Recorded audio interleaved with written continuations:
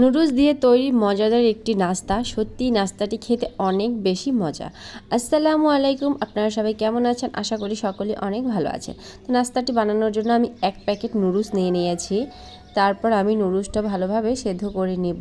আমি আগেই পানি গরম করতে রেখেছিলাম, পানি যখন গরম হয়ে গেছে আমি নুডলসটা ভালোভাবে সেদ্ধ করে নিয়েছি। তারপর নুডলসটা একটি ছাঁকনির সাহায্যে ছেঁকে নিয়েছি, তারপর একটা বাটিতে আমি ঢেলে দিয়েছি। এর মধ্যে আমি দিয়ে দিব একটি ডিম। তারপর আমি এর মধ্যে দিয়ে দেব ছোট একটি পেঁয়াজ কুচি,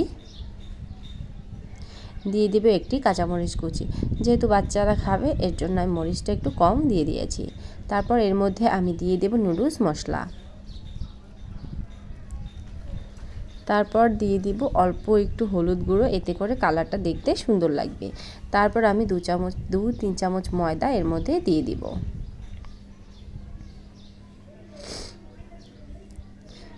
তারপর সব উপকরণগুলো খুব ভালোভাবে হাত দিয়ে মাখিয়ে নিব।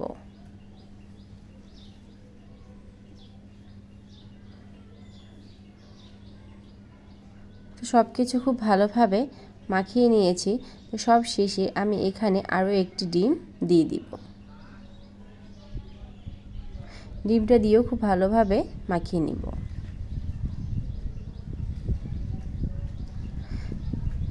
তো এটা কিন্তু খুব ভালোভাবে মাখানো হয়ে গেছে।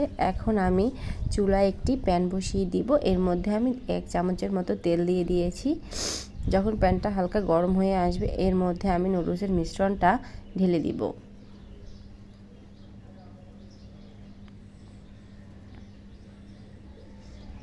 তারপর একটা চামচের সাহায্যে এটাকে আমি গোল করে দিব। তারপর একটা ঢাকনা দিয়ে ঢেকে দেব 2 মিনিটের জন্য।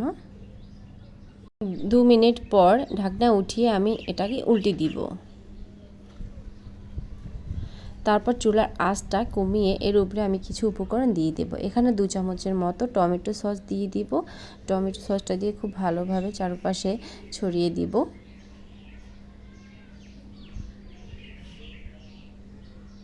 তারপর আমি এর মধ্যে দিয়ে দিব রান্না করা গরুর মাংস।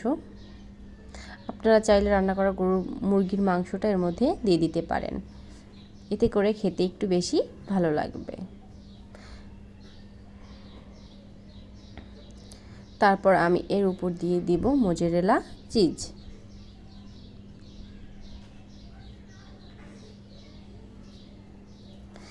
চিজ দিলে কিন্তু বাচ্চারা অনেক মজা করে খায়। এটা বানানোর পর আমার মেয়ে খেয়ে বলে যে মা, এটা তুমি আমাকে আরও একবার বানিয়ে দিবে। সত্যি এটা কিন্তু ছোট বড় সবাই অনেক বেশি পছন্দ করবে, খেতে কিন্তু অনেক মজা। তো আমি এটা ঢাকনা দিয়ে ঢেকে রেখে দিব যতক্ষণ না মোজারেলা চিজটা গলে যাচ্ছে। তো চিজটা গলে গিয়েছে, আমি এখন চুলা থেকে এটা উঠিয়ে নিব।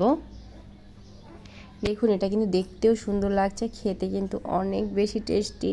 আমি আবারও বলছি, তো আপনারা কিন্তু একবার বাসায় ট্রাই করে দেখতে পারেন। আশা করি খেতে অনেক ভালো লাগবে এবং নাস্তাটা কিন্তু অনেক ঝটপট বানানো যায়। আপনারা চাইলে মেহমান আসলে এভাবে বানিয়ে দিতে পারেন। এটা বানাতে কিন্তু বেশি সময় লাগে না, একদম ঝটপট তৈরি করা যায়। তো সকালে ভালো থাকবেন, আল্লাহ হাফেজ।